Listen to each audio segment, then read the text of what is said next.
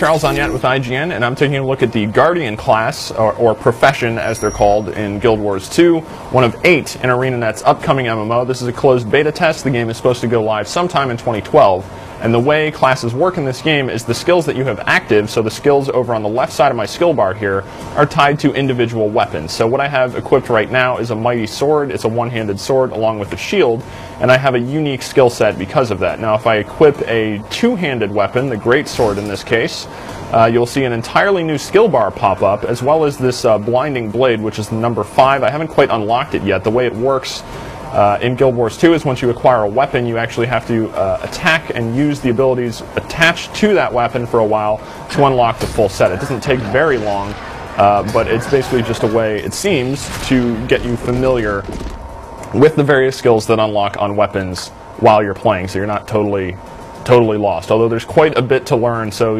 expect, if you're not a veteran MMO player, expect to be kind of lost when you start this game anyway. It is a very complex system. I'm getting attacked by a giant earth elemental. Anyway, I have an auto attack with my greatsword here, and the Guardian is all about giving buffs to others and doing kind of area of effect bonuses and debuffs on enemies, which you'll see in the symbol of wrath, if I can place that on the ground when I get near one of these elementals. It basically slams a symbol into the ground like that. That I should have up basically as frequently as I can, because its bonuses include damage, and it also reflects damage back at enemies, so that is useful to have going, in addition to the auto attack and this whirling blade attack that spins and does damage while spinning, although that wasn't very successful. And I also have a jump attack associated with the greatsword, so this lets the Guardian act a little more offensively. So in this case I can slam the symbol onto the ground, or I could, assuming it wasn't still on cooldown, but there I used the spinning attack anyway to take care of those guys. One mechanic that stays consistent throughout various weapons that are equipped are these F1 through F3 virtues that are unlocked up here. Now these are persistent effects, so you can see them active on my character right now in these tiny little icons. I don't know if you can make that out. But, so those give me passive bonuses, like Virtue of Justice gives every 5th attack a burning effect, Virtue of Resolve lets me regenerate health, and Virtue of Courage basically lets me block an attack on a regular basis. Now I can also activate these abilities, so I can activate Virtue of Justice, which basically spreads the effect out between allies and myself so that the next attack has a burning effect. The downside of that is that once I use that effect disappears. You saw the icon just disappeared there, and I have to wait for the cooldown to come back. So that is my penalty for spreading out, I guess, sharing the love on those skills. Is I then have to wait for the cooldown to end before the effect is then activated once again. But once it is active, then it's a passive on my character once again. And I have sort of these persistent bonuses that I can choose to share at any time, which is kind of cool. So as soon as I kill this guy, I'll swap out weapon sets to do something else. There you can see me planting the symbol on the ground. Can do a lot of damage in this mode.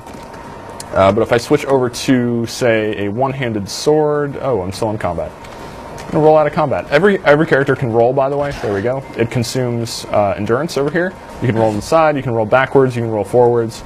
You just have to wait for the endurance bar to recharge after you do that. I also have a heal.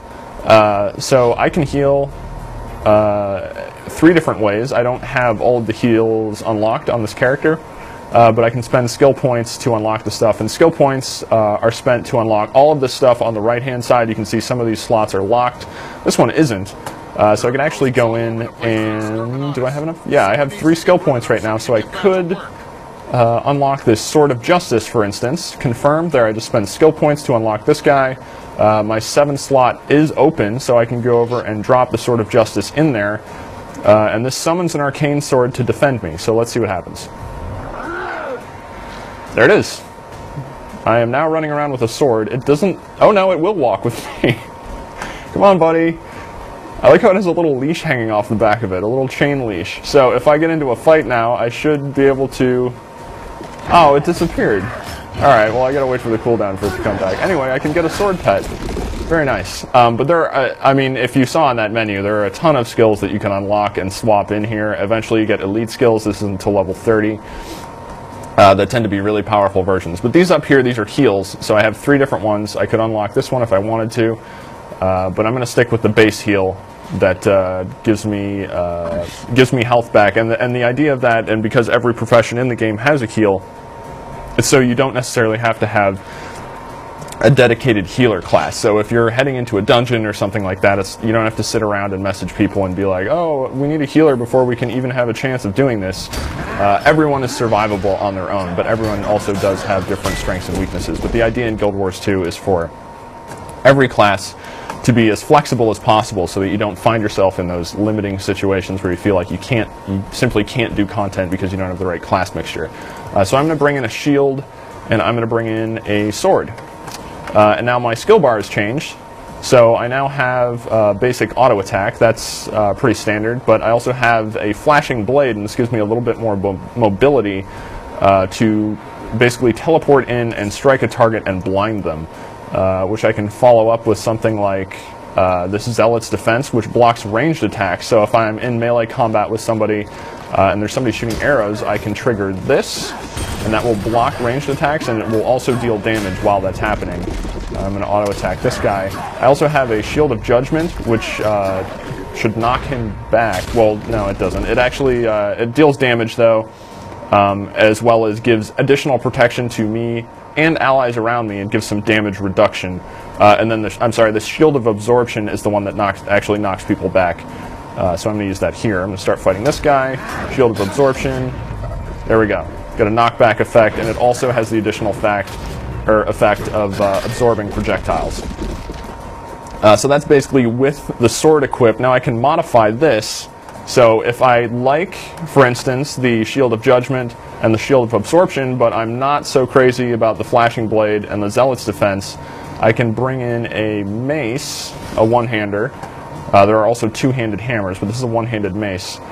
And I will get a fresh set of the first 3 abilities here. Now the first one is just going to be a standard auto attack, but I get another symbol that I can drop on the ground. This one actually regens health for me. So that's a nice one to have around. You'll see these green numbers are me regenerating health.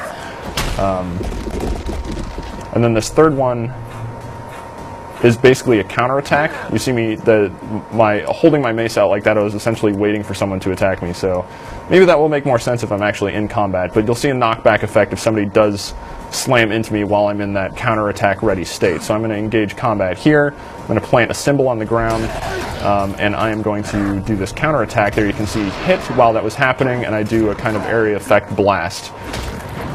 He should be dead pretty soon. So I have another offhand here that I can swap in. That's my inventory. This is my hero menu. I can put in, what do I have? I have a focus. So I can drop the focus in. I get another 2 unique skills here to pair with my mace. Maybe these work a little better. I have a Ray of Judgment that can be shot, and it basically chains between targets and causes debuffs on enemies and bonuses on buddies. In this case, health regen for friends and blindness on enemies. And then I can initiate Shield of Wrath, which blocks attacks, and if the shield isn't destroyed during the course of a battle, it will actually explode. So it has an offensive kick at the end of it, which I'm going to put that up now. That is the shield wall. If this isn't destroyed during this fight, there you can see before its time limit was expired, it will actually blow up and deal additional damage. And here's the 4 attack, that's the Ray. That creates damage and as well as status conditions on everyone. So yeah, the Guardian is basically a team player from what I can tell. He can deal damage, but it looks like his main strength is helping others when they're around. And I mean, from what I've checked out so far, he's a lot of fun to play. And what's really interesting is how many different... There we go, buddy. And you're dead? Yeah, there we go. Okay, so is how many different weapons he can use. He can use a huge range of weaponry, and like the warrior, who can also use a lot of weaponry, the warrior seems more about damage dealing and mobility, whereas the Guardian is more about magical abilities. He can use a sword, a hammer, a greatsword, a mace, and then he can use the scepter and staff, which you would traditionally associate maybe with caster classes, whereas the warrior can use guns and bows and arrows. So obviously I haven't unlocked all of this, but you can actually go take a preview of your level 80 character. 80 is the cap. If you head into the PvP lobby, which is just right through this button, you hit this right here, you go into the PvP lobby and you have kind of a level 80 skill set to play around with, so you can test out a fully unlocked skill set, which is good in case you're not really sure which direction to go. But experimentation is part of the fun. And hopefully that gives you an overview of how the Guardian plays. This is obviously pretty low level, so it's going to change quite a bit from here until late game. But that is the Guardian for now in Guild Wars 2, and for a look at more classes in the game, or professions I should say, as well as the PvP system and more, you can check out IGN.com or IGN's YouTube page.